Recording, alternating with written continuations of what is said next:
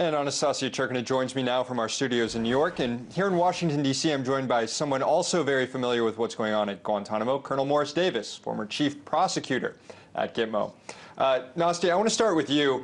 How closely are those who work at the prison and are involved in the legal process there, or even detained there, how closely are they following this debate stateside, following the promises the president has made, and the recent moves he's made toward closing the facility? And what do they make of it all?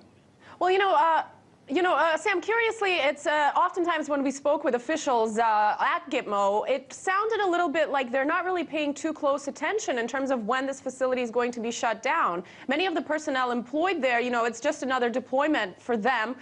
For many of them, a very kind of proud location to work at. And because there's been so much back and forth coming from the White House in terms of what exactly to do with these detainees, it seems like many of the officials on the ground, at least, have stopped kind of paying attention, and they just don't know, and they're just waiting to hear what's going to happen. In terms of the detainees, we certainly, having spoken to countless lawyers, know that they follow certainly very closely what's going to happen to them because of these indefinite conditions they're being held in. For one, we know we've been told that they watch RT as one of their news sources. So, certainly the detainees are watching everything closely. In terms of officials, not so much. Colonel Davis, when you were there, is it kind of a bubble there?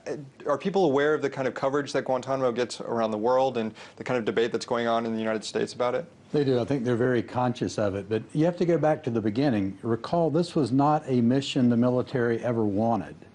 This was a decision made by political appointees in the Bush administration to try to avoid the law.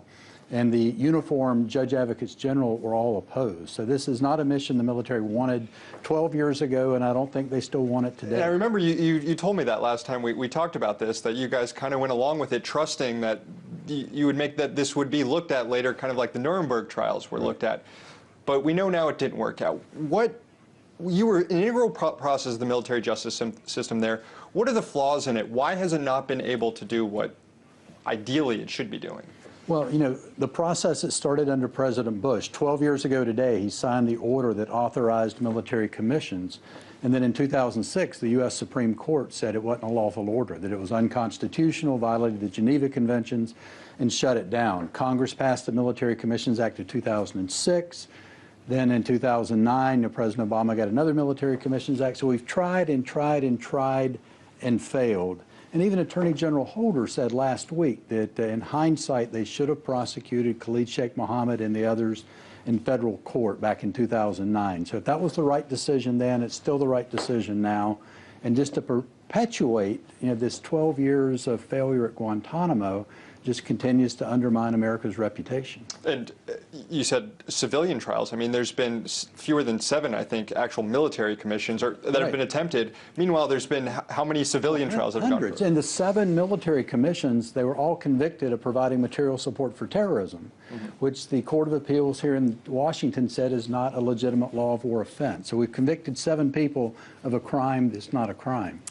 Anastasia, is fear what's ultimately keeping the prison open? I saw in your report, Captain Robert Duran noted that anytime someone is released, quote, we assume a risk.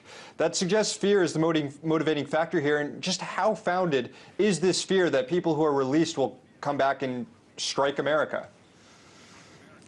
Well, the problem of releasing the detainees that we've heard a lot on the ground was that this particular concern that they're going to return to committing certain acts of terrorism and being back to being involved in the war on terror. And the numbers that U.S. officials are citing are at over 25%, which seems, at least to me personally, a little bit excessive because of all of these people that were detained. If they ended up being released and not charged and not seen as dangerous, why is it that these huge numbers return to the battlefield according to U.S. officials? Why release them in the first place, and why hold them there for so long without really investigating these personalities if that's what this prison is there for? I think that's a pretty big question. But in terms of the fear, it's a very popular concern that even the existence of this prison itself just ends up fueling more anti-American sentiment. So certainly it's just like a vicious circle, and I don't think many people these days consider Guantanamo to be a cure of anything at this point.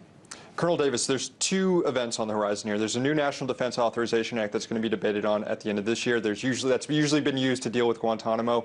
And at the end of, or sometime next year, the war in Afghanistan is supposedly going to end. Of course, that was passed with the authorization for use of military force, which underpins Guantanamo. When the war in Afghanistan ends, does the AUMF go away, and what does that do to Guantanamo? Well, it does. I mean, that's been kind of a debated argument on whether that was a legitimate justification, this law of war, you can detain the enemy notion, but certainly even that notion ends come 2014. So there's about 13 months for the U.S. government to figure out what they're going to do with these guys.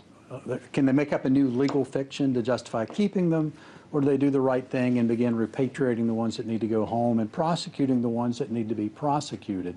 But it passed, the NDAA, this passed out of the Senate Armed Services Committee, gives the president more authority. So I'm hoping that the Senate will pass that when it comes up next week. Right, there's that waiver, national security waiver, that the president still hasn't used, and will be able to use it again. We'll see what happens. RT's Anastasia Churkin in New York, and Colonel Morris Davis, former chief prosecutor at Gitmo here in D.C. Thank you both.